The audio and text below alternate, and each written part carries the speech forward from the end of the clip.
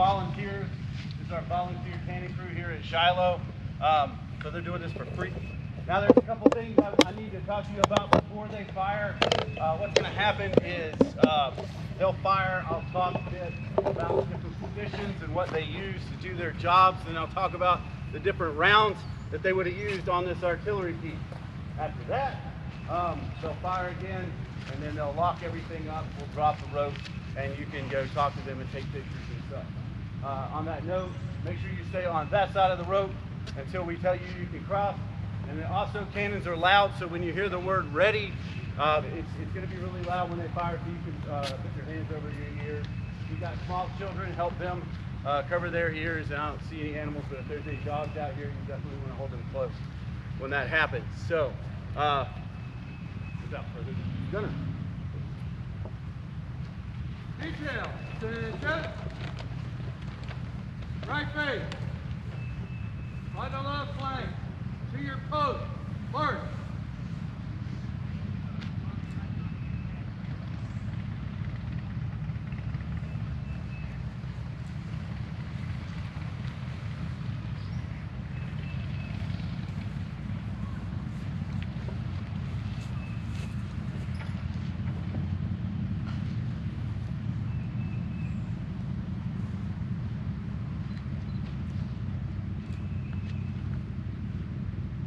Load, solid shot. Load.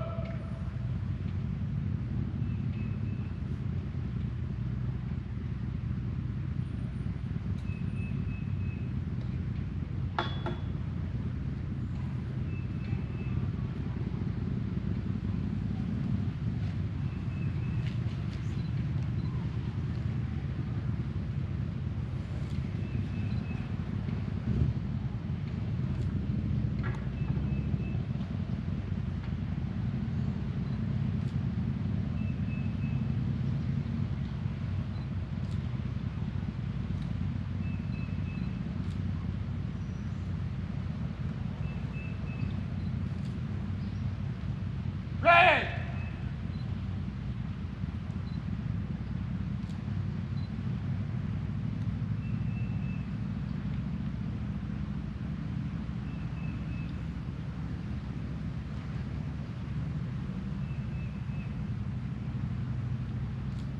Fire!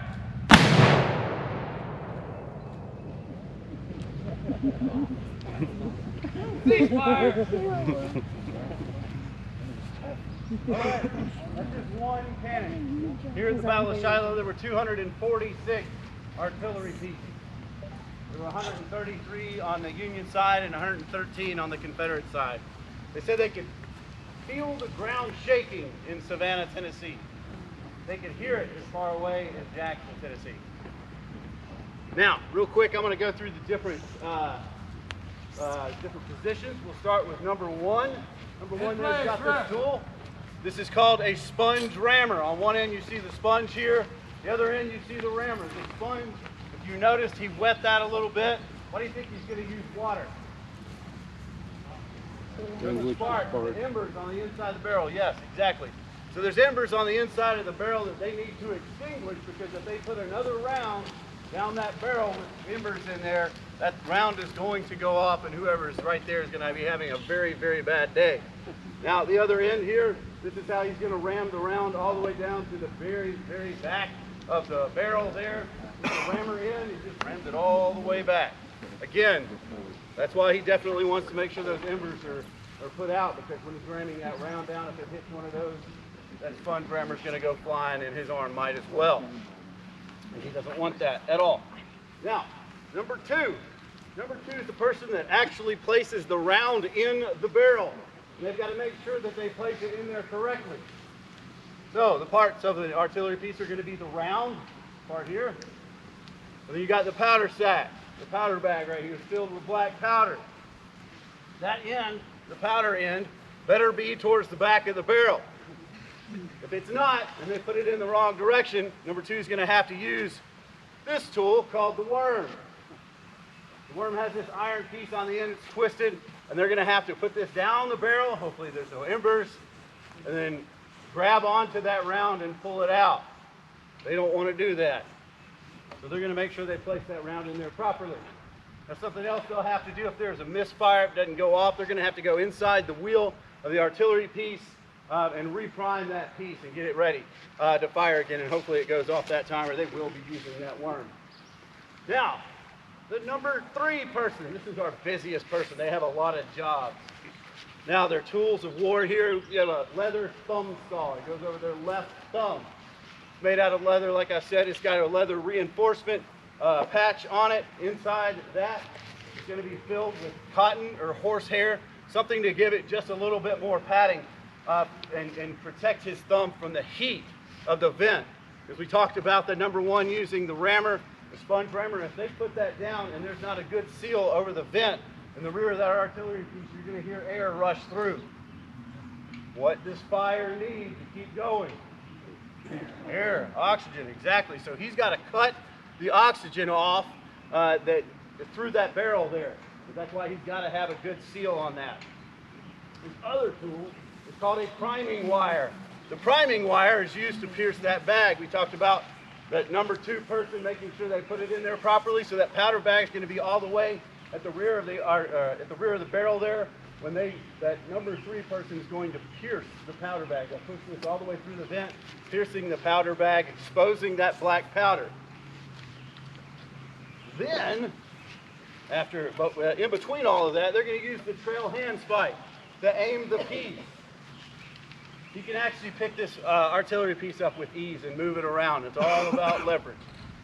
Now, he's doing what the gunner says. The person in charge of the piece, they'll tap either right or left, and he's got to move that to the left or the right as he's told to. Now, the number 4 person. The number 4 person gets to do the fun job. They've got a lot of time to do their one important job, which is to take this lanyard right here. It's got a wooden handle on one end and a hook on the other end. Then he's going to take out what's called a friction primer. The friction primer here, it's a copper tube filled with a little bit of black powder and some chemicals, just like your kitchen match. And it's got a piece of wire twisted and coming out of it with a loop on it. He's going to attach that hook to that loop. He's got all sorts of time to do this. Well, kind of. There's the enemy firing at him, but still, he's got plenty of time. Now, when he attaches that, they'll place that inside the vent after the powder bag is pierced, and then he stretches out. That's why he's got a long lanyard, so he's outside that wheel, because with the live round, that thing's going to recoil several feet. So he wants to be outside of the wheel. That's why we've got this long lanyard here. Now, when the gunner yells fire, he's pulling that rope. That friction primer here, that little wire is going to come pulling out, creating a little bit of friction, which creates a spark, igniting that little bit of black powder in there, and that flame is going to shoot down and hit that exposed black powder, and then now we've got this big explosion, and the round has nowhere to go but out of the barrel. Now, the gunner's so important he doesn't have a number. So, the gunner is in charge of the piece. His tool of war, or one of them, is called the pendulum Hauss sight. This balances on the rear of the piece. He uses this to get his elevation, to aim just right. He's got an elevation screw on the rear of the piece there. That's how he's going to get his elevation. He'll turn that whichever direction he needs to. And like we also said, he'll either tap on the right or the left of the trail, and the number 3 guy will move whichever direction he tells him to. So the gunner is going to be calling for the